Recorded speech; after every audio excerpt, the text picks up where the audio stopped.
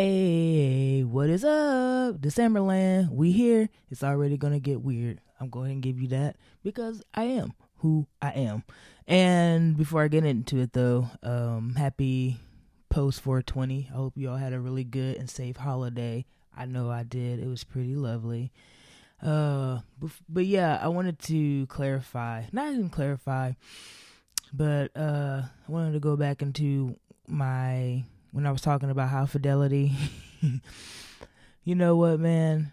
I was in a different. I was in a mindset where I was just kind of angry, and yeah, man, because that particular character represents. It seems that it's a well represented person, you know, or really relatable person, like where a bunch of guys are just sad sacks of shit who reminisce on all the women who hurt them. So I don't think that most men are like that at all. I think that's definitely a rarity, and I guess that's why it's so funny because some people can't relate. But yeah, it did sound like I was trashing that movie. I actually do love the movie because I relate to it from the music elitist standpoint. That country coming out, y'all. And yeah, so I do want to give props to that as well as the book because I don't know, when I was listening to the last episode, I was like, dang, I kind of busted High Fidelity's balls. But no, it's solid. I am intrigued to see how the Hulu, well, it's now canceled, but I was intrigued to see how that one season was going to be because it looked like it was promising. Anyway, so yeah, 420 was dope. The verses, I didn't watch it on 420, but I watched it last night, and the Redman and Method Man verses was definitely, like everything about it was amazing and perfect. I love them dearly. They've always been one of my all-time faves, and I will always be happy about getting Blackout on vinyl because I bought it on CD when it came out in 98, 99, and I was so into it. And then back in college, when I would sell my CDs, if I got broke, I would sell 18 CDs, only get $2. And that was one of them. And I remember how much I regretted it instantly. Cause I was like, no, not this one. This is important. I was like, no, man, just let it go. You'll buy it again. Well, I didn't. And I spent years and years hoping that I can buy it back on CD. And it always slipped my mind. And then also I don't even think it was printed. But then one day I was walking into this record store, RIP Full Moon Records on McClendon, right by LaFonda and Fellini's in Candler Park. That was such a cute it was just perfect. You had a little upstairs. We can get like $1. It had like nothing but dollar bins on the upstairs. But yeah, when I walked in, I do what I always do when I go to a record store or go digging. I walk in and go immediately to the new arrivals because there's always going to be some gems there.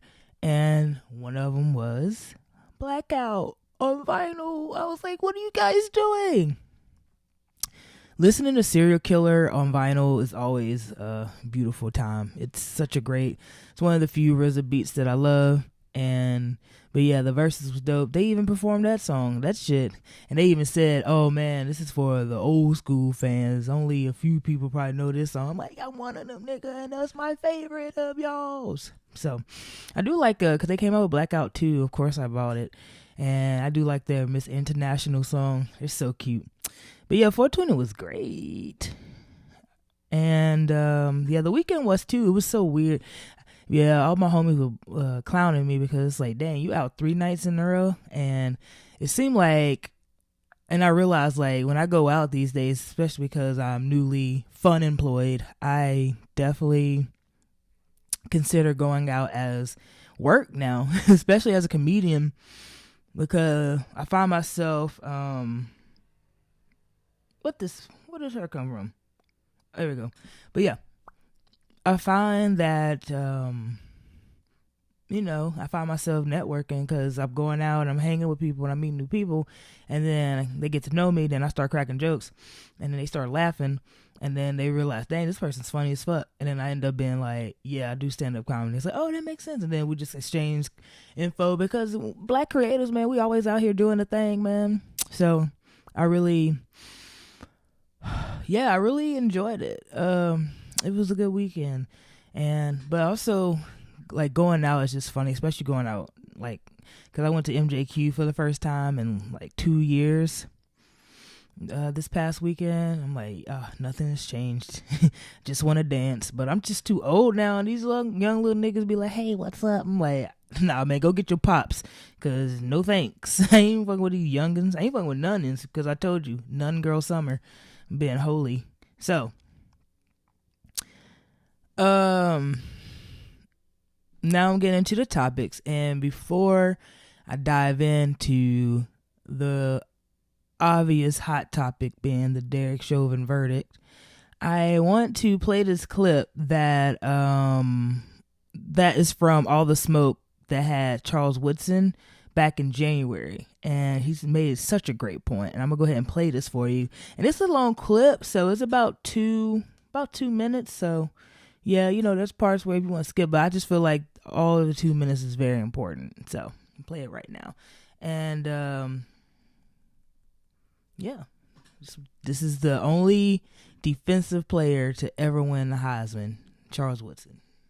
The NFL finally backing their players in the social justice fight. Yeah, I think they had to, man. I mean, it was up in the face of everybody.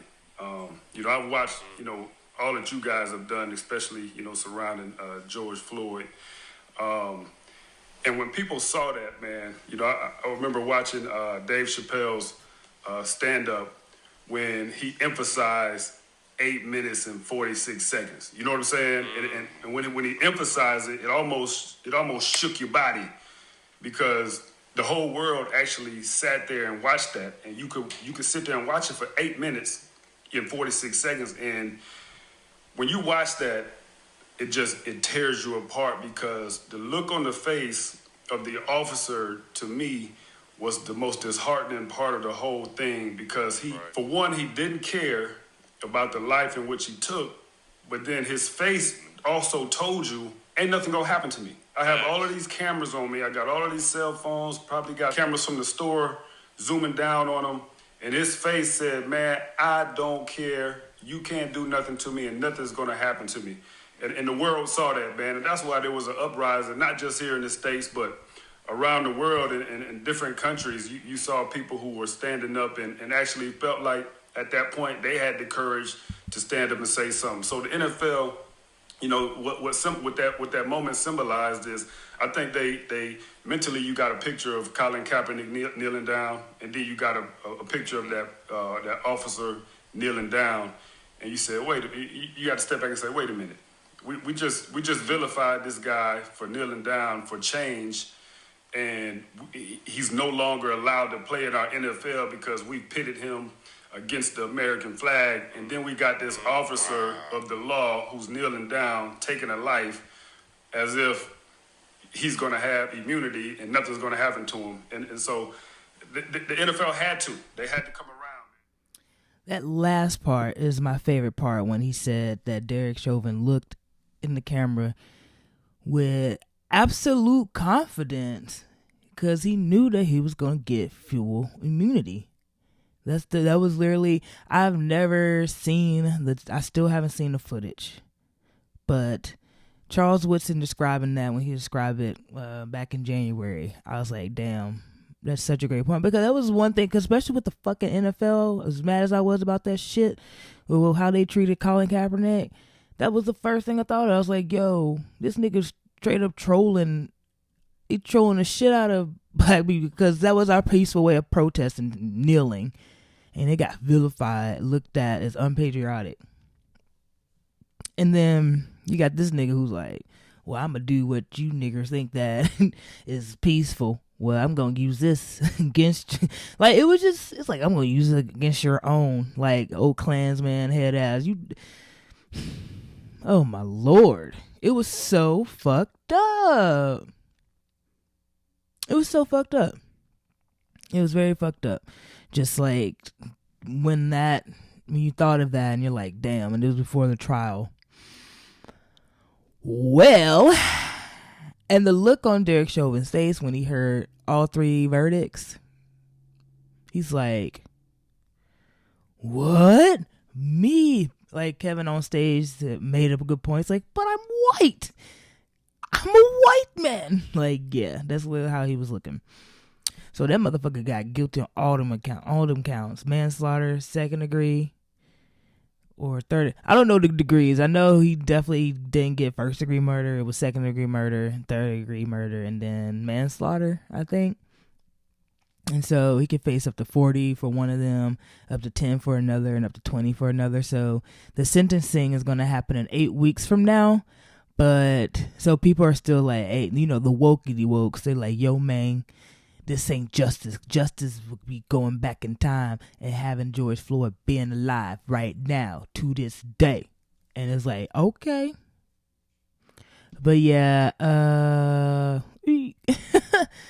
nigga really thought he was going to get away with all that shit. He got guilty on all that. And there was 7 women and 5 men.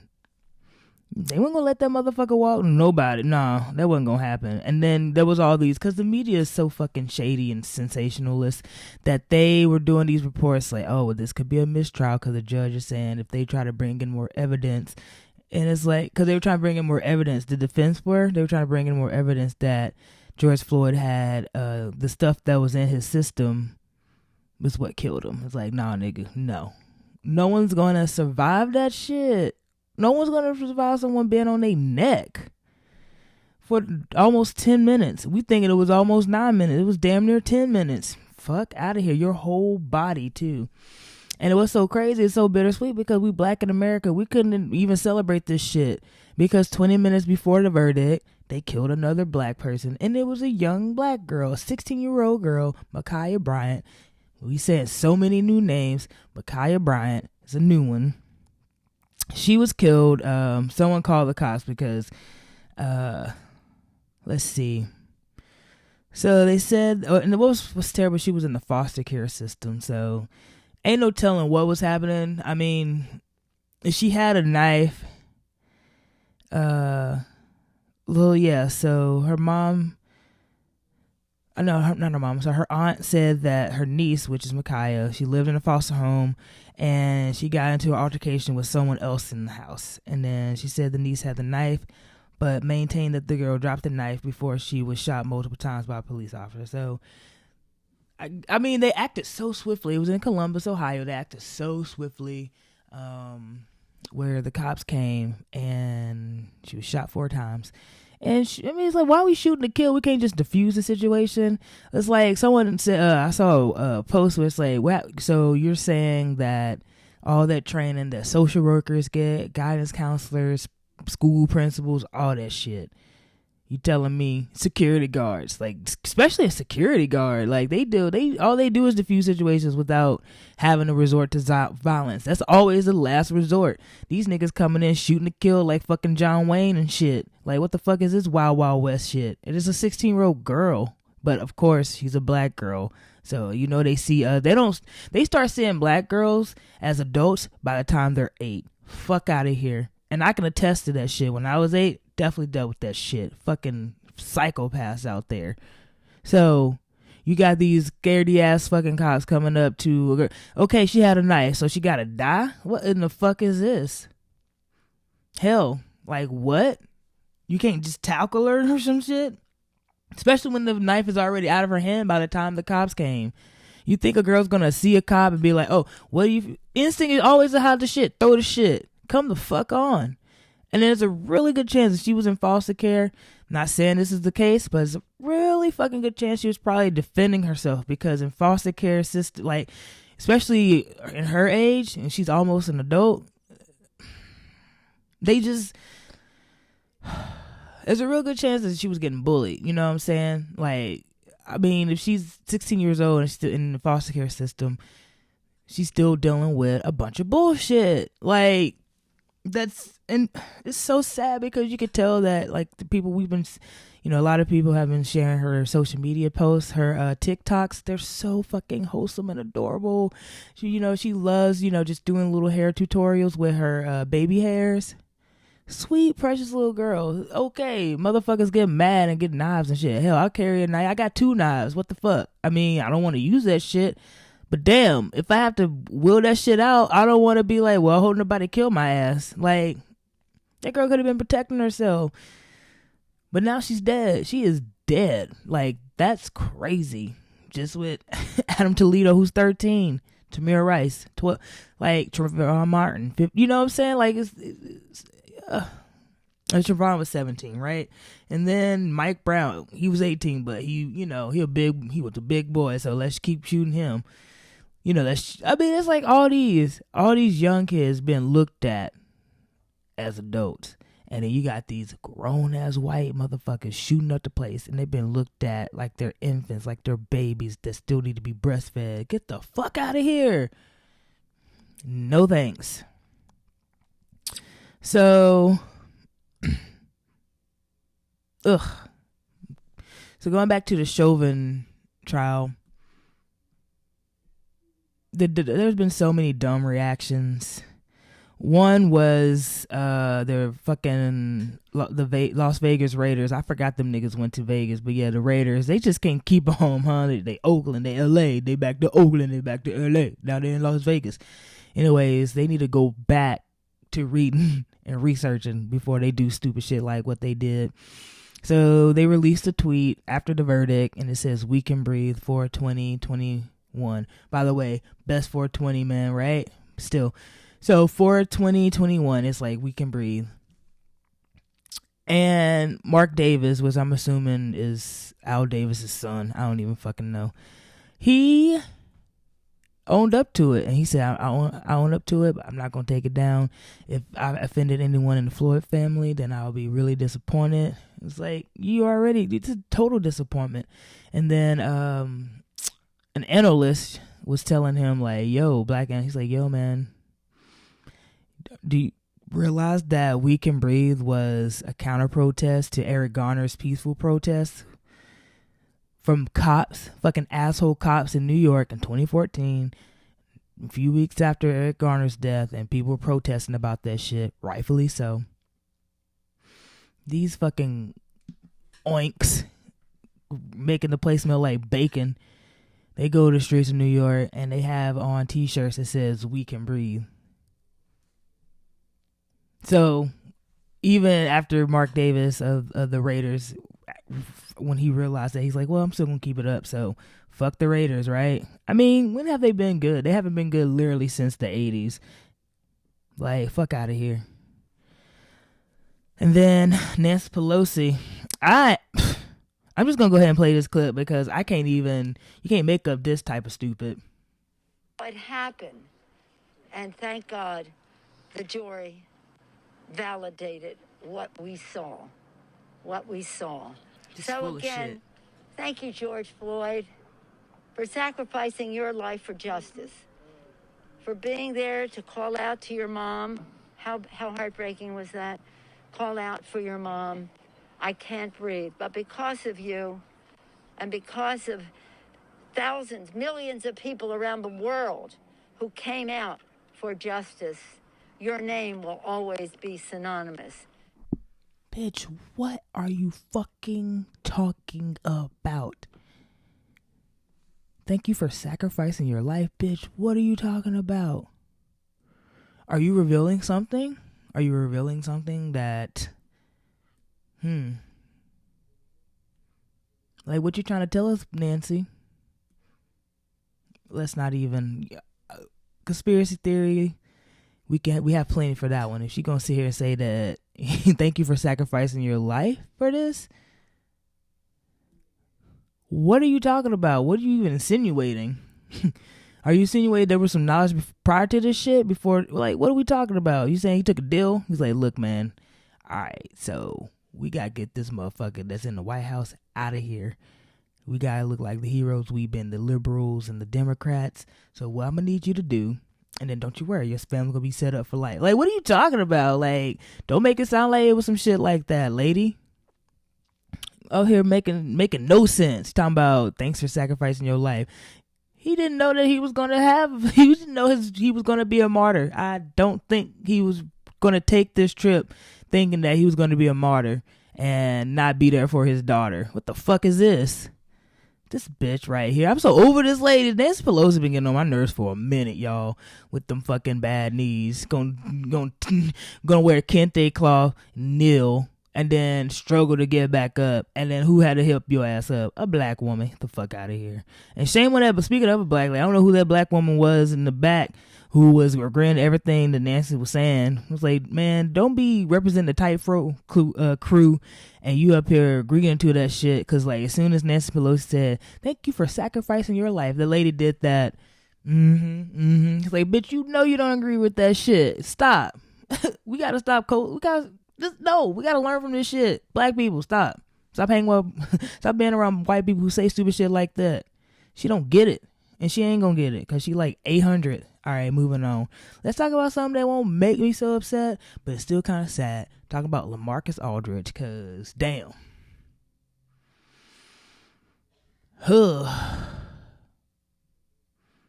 That whole whole crew of peeps, you know, Greg Oden, Brandon Ward, and then LaMarcus Aldridge. Well, it was LaMarcus Aldridge first, and then Brandon Ward, and then Greg. No, shit. Yeah. Damn, who was first? Wait, I think it's Roy, and then it was LaMarcus, and then it was, well, I definitely knew it was Greg Oden because he was 2007, and then, because I remember when I worked at ESPN Zone, I remember during the Final Four, the Ohio State team came through, and I remember looking at Greg Oden then and was like, man, that nigga is way too skinny to go into the draft. Y'all sure about this? Like, I need to start feeding him some PB&J sandwiches quick. But yeah, it was just like a very unfortunate, it was very unfortunate, all the trio of them, like, they all pretty much ended their careers very short because of injuries. So yeah, what year was that? Hey Brandon, you before? Yeah, 2000. That's what I thought. So yeah, I was right. So it was LaMarcus, because I remember, because LaMarcus went to Texas. He was 05, and he had just missed. He and KD had just missed each other. I'm pretty sure, because KD was a freshman when he went to the draft, a second behind Oden. So yeah, it was LaMarcus 05, then Roy 06. And then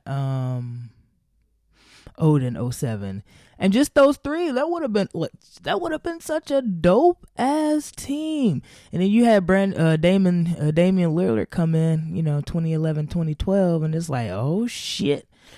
But yeah, only Dame and LaMarcus, they were together for a brief period.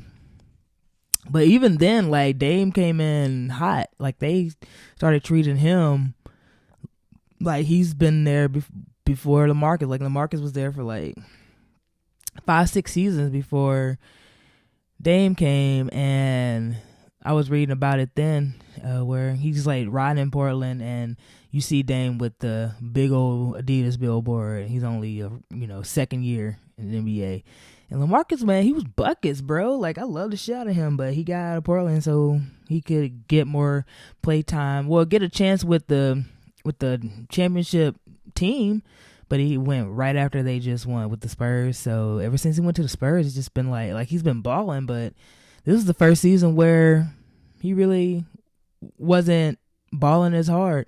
And then when he went to the Nets, I was like, oh, the Nets gonna kill it. And then like a week or so later, he announced his retirement because he has a regular heartbeat. So you just got to think about yourself, man. I mean, he's 35, 36. So I understand. I mean, I'm definitely not old, but for NBA players, that's definitely, that's veteran status. So I get it, man. I mean, you got to think about your health and your family first. So, and also, I mean, I don't think it would have been worth it trying to wait it out to see if he would win a championship with the Nets. But because he retired, he might end up, if the Nets do end up winning, he might get a ring. So that'll be a cool thing. That'll be a nice little touch. So Chris Paul, he is now 5th in NBA all-time assist leader. He surpassed Magic Johnson. And so now, let's see. So you got John Stockton, Jason Kidd, Steve Nash, Mark Jackson, and Chris Paul. Those are the top 5 now. So shout out to Chris Paul. Also shout out to Chris Paul because numbers don't lie. And I also noticed this ever since he left the Clippers. Like every team he's gone with, they start out kind of either right at 500 or a little bit under 500, and then when he comes, they are playoff teams. He did it with the Rockets. He did it with the Thunder. And now he's doing it with the Suns, which the Suns were on the up and up, especially with Devin Booker killing it and shit. And then in the bubble, they definitely had the best record in the bubble, I believe, when the NBA came back last season. But yeah, the Suns are, they're pretty much number one. As far as power rankings go, it's usually interchangeable now between them and the Jazz and the Sixers. So shout out to Chris Paul for just being a true leader, man. That nigga for real floor general. Like he don't play.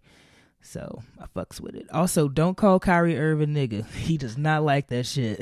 He told Dennis Schroeder, he's like, nah, bro, you don't know me like that, playboy.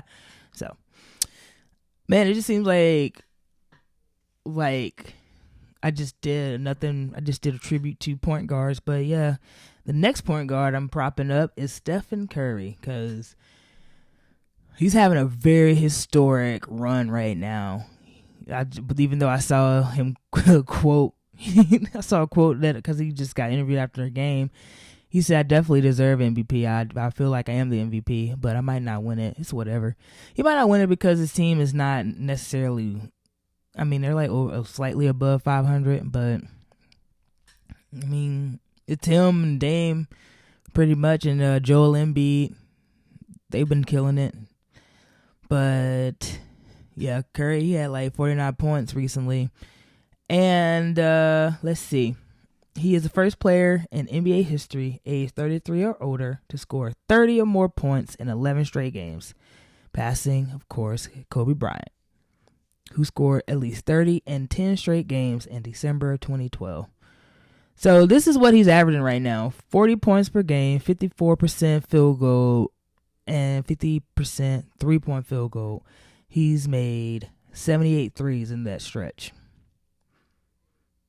You got to give a man props. He gonna be something.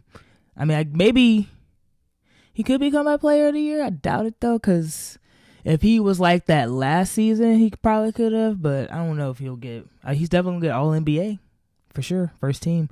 But yeah, who's gonna be MVP? We'll see.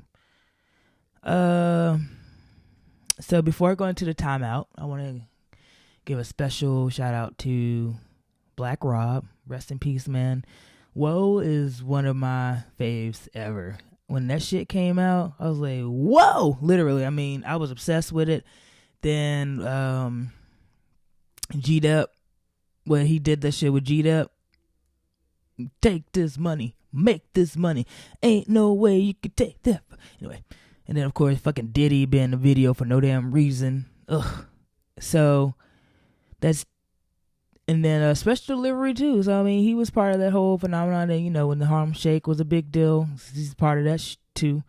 But I always appreciated Black Rob. I always loved the songs that he came out with, and I always love his features. I love his verses. So I was really, really heartbroken to hear that he was sick, but also he was homeless at one point. Not too long ago. I'm like, what the fuck is this? How did that happen? But I'm like, Diddy, what the fuck are you doing, bro? These people are not doing well. You could at least give them a lifetime of health insurance or some shit. What is this? And then people criticize the fuck out of him. Diddy's been under a lot of scrutiny. And it's like, yo, what the fuck is going on, bro? Why are these people not doing well? It's like, why did it take you so long to even help Black Rob? Why did you have to wait till he was in the hospital to even help him? So, this shit was rough, but so he was only 52, but I just hope he was able to have some sort of comfort after making it big. Oh, it's just Diddy, what the fuck? Anyway, I'm not gonna get too much deeper into that, so I'm just gonna go into the timeout. And this is all about, so this made me think of I just saw this. I saw this, and I was like, I'm very intrigued to, like, I just want to comment right quick. I don't even want to delve too deep into it because I really don't like talking about relationships and stuff. Not even that. I don't like doing much relationship advice because I just feel like people are grown. I'm just a firm believer in take care of you first before you try to take care of someone else. Not even take care of someone else, but before you try to fulfill a role that you can't fulfill. I guess that's the best way of putting it. So the game, because he's so, he's an echelon of wisdom. So he tweeted, why she gotta pay half the rent? She giving you half the pussy or something? Niggas kill me. Since the beginning of time, real men have always taken care of shelter, providing, and protecting. If you ain't got it, go get it. If you're lucky enough to land an independent woman who works her ass off and still comes home to cook, clean, take care of kids, and go crazy sexually, let her stack what she made in case y'all need it one day, and still handle everything as a man. Everybody different, but it just ain't in me to let my woman share the worry of paying for anything. I feel good carrying that load, and I'm not changing. The term, I got it, baby, don't worry about it, makes most women's soul smile, heart warm, and vagina get more moist than perfect Toll House cookies. But what do I know? I'm not necessarily mad about anything he said at all. And I do give him props for addressing men, because I'm really, really tired of these dudes addressing women, telling us how we gotta be so we can please them. And I appreciate, so that's why that is the main reason why I thought that was cool for a game too. I'm like, at least you're addressing your peeps. At least you holding your dudes accountable. And a lot of dudes, butt hurt because they probably were the niggas he was talking about. But he clearly wasn't addressing dudes who be on their shit and who actually take care of the woman. He was addressing the dudes who let the woman do everything and they just be there. Because that's a lot of those relationships. But and again, I'm glad that he didn't take that route of telling us what to do, because I'm tired of niggas like Steve Harvey and that Derek Jackson nigga who's been hella mum since. And then what's the other, Kevin Samuels, who it's like, bruh, you're gay. It's okay. You ain't gotta get mad at us for it. We can give each other's tips. Anyway, so yeah, I do appreciate Game for veering away from that. But I will say I disagree to some degree. What I disagree on is, I believe in the man should take care of the woman in any way that he can. And I do believe that, he ought to be able to provide any way he can, but it's the same way though. A woman need to provide too. She need to bring something to the table too. But I will say that I don't like the concept of a man can't be a provider or protector. He can't be a provider or protector if his woman makes more money than him. And I think that is so fucked up and condescending, because that has nothing to do with money. It just doesn't have anything to do with anything. Even if she's paying for everything, he can still be protective of her. He can still be the number one provider. He can do everything he can to make things happen. But of course, I doubt that he would allow her to pay for everything, because he's a provider too. But this whole concept that a woman can't be with a man who makes less money than her and feel secure, that's silly to me. I feel like that has nothing to do with anything.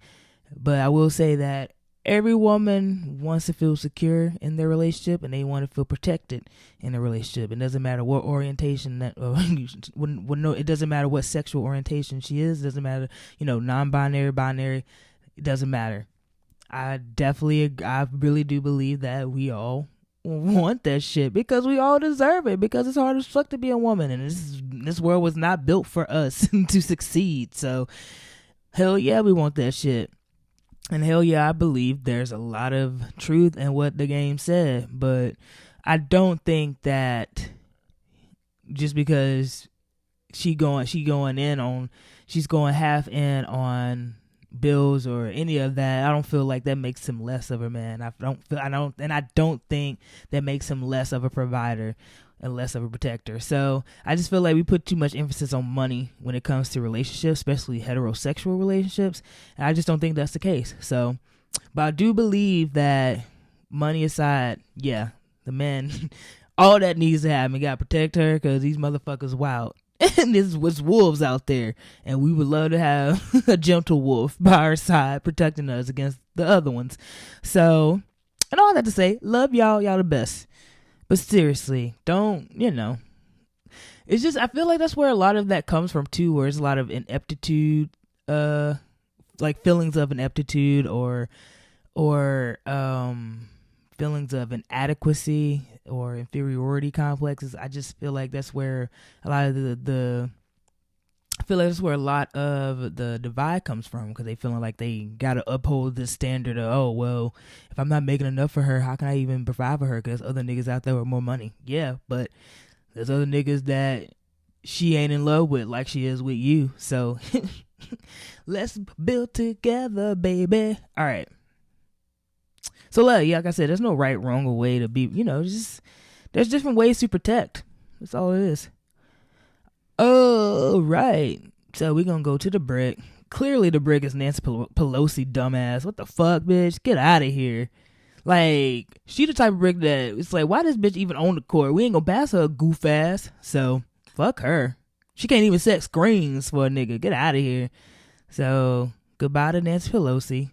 I mean, yeah, she's not even in the game anymore. She's a forever brick. She's not even ejected, but she just, no, you cut, baby. You not on the squad anymore. But who's the captain of the squad? Darnella Frazier. So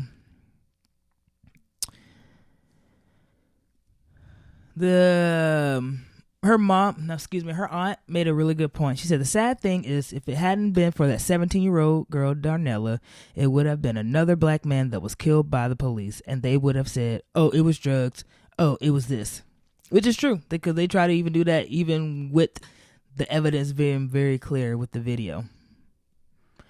And we would never have had the story we would have, and we wouldn't be here today talking. So the Minneapolis governor, Tim Walz, he publicly thanked Frazier and her humanity. And I looked at all her socials, I looked at her Instagram, and then I didn't look at Twitter because I don't, But yeah, she had hella comments, and people were just flooding her with comments, like all these types of people. Sean King being one of them, because he's always got to make himself known. He's like, I care about the black things. Yeah, so yeah, Darnella, she was she recorded the whole thing, and her footage is what they use mainly for evidence. There was footage from the store surveillance that they used too in the trial, but Darnella's her video made it very hard for them to deny it. And I really do commend her. Like, she a swish on top of this with, like, she Robert Ory motherfucker, like, fucking clutch. And she's 18 now, but she was only 17 when that shit happened. And she said, I really appreciate all the people giving me love. I just felt but she's going to deal with trauma for the rest of her life, unfortunately, because you're forever tied to as awesome and brave and wonderful that is, it's just you're going to forever be tied to a video where we saw him die like minute after minute. So I'm still can't watch it. And it's cool because the opposite of what happened to Ramsey Orta. Ramsey Orta was the one who filmed the Eric Garner case. They targeted him ever since then, and he's still in and out of jail. And I think it got to him because he's on house arrest now, and they're denying him the opportunity to walk his dog. So, and it was a photo where his dog's just been peeing and shitting in his house. It's really fucked up. Like it's really fucked up what's happened, and he's on house arrest right now. And after he was released in prison for COVID last year, he got arrested literally within 2 months, and it was because of a domestic violence dispute. They said he punched some woman in the face. So he probably got some PTSD shit happening.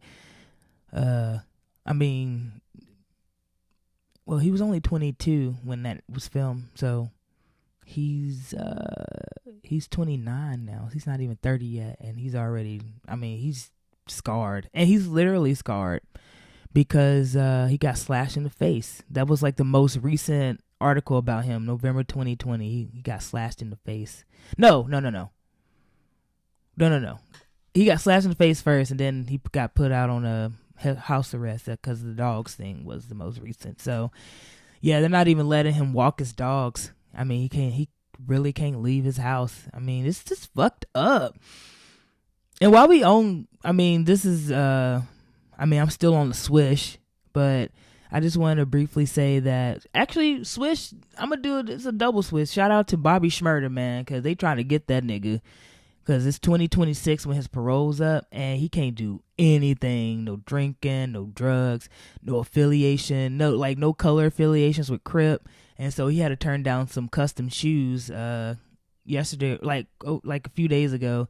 Like a fan came up to him with some dope ass custom shoes. He's like, "Thanks, Playboy, but I can't fuck with them because it was blue bandana pattern inside of it, like the Crip." And he said, "Nope," and he turned that shit down. And then there's a video of him turning down a drink in public. He trying to, I mean, shit. He got 5 years of this shit. They gonna be like, they got a Hawkeye on him. So, power to Bobby Shmurda, yo. Ooh, right. So, we on to the highlight reel. Synchronic. It's a movie, Netflix is playing it right now, but it came out 2 years ago. It's with Anthony Mackie, and I've mentioned him a few times on previous episodes, and I gotta say, man, I don't think I fuck with him anymore because I'm tired of him doing really bad films. I realized that I loved him in Half Nelson and Hurt Locker, and that's it. And I realized that my love for those two roles he did in 2006 and 2009, yeah, 11 years since, he ain't really been shit. So I gotta retire my my support of Anthony Mackie. And also, he's always saying some stupid shit too. Like there was one time where he talked about shaving his son's locks because he didn't want the cops to identify him as a criminal. So Anthony Mackie, you're weird, bro. And these movies you keep doing, like, they keep missing the mark. I realized, too, he flourishes well when there's white niggas who's carrying the movie, like Half Nelson. Half Nelson was Ryan Gosling playing a crackhead. And then there's, what was the other one? Hurt Locker. You had Jeremy Renner, who's also carrying the film. He just, yeah. Captain America got Chris Evans carrying the shit. So yeah, Anthony Mackie's not good. And I probably won't watch anything that he does anymore because I keep getting disappointed. And this movie was so promising at first, and then it just ended shittily. It ended with slavery pretty much. Like I don't even want to. Y'all can watch it if you want, but I don't recommend it. So I gave it a C. I'm going to start doing ratings like I'm somebody. I definitely gave that a C because the plot was engaging enough, but that was because the nigga who was in the 50 Shades movie, which I didn't watch or read, but yeah, James Dornan, I think, he carried the movie. Like, everybody was carrying the movie except for this goofy nigga. And then when it's time for him to step up, he's like, I'm the magical Negro who's going to save the white girl, which is really what happened. And yeah, he keeps, yeah, meh. And I saw like a little bit of The Falcon and The Winter Soldier. Guess who's a better actor in it? All right. So, we are now into overtime. And I realized that, what day is it, the 22nd? So, pretty much, yeah, almost to the day. A whole ass decade ago, one of my favorite mixtapes came out. Fabulous Soul Tapes. That shit was it. Because I never liked Fabulous. I never thought he was a rapping ass nigga. I just thought he was whack as fuck. I was like, what is this nigga doing? Especially when he came out with that da da da da da da da da da da damn. Like, man, who asked you to be in this shit? Oh, Lil Mo did. Ugh. But anyways, like, breathe, one and in the doing to this. It's like, what the fuck is this?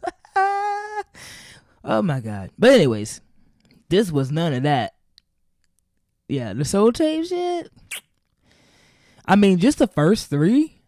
You got Pain with the Tupac above the rim joint. He used that beat, rapped hard on that shit. Then did the fucking Devil in a New Dress beat.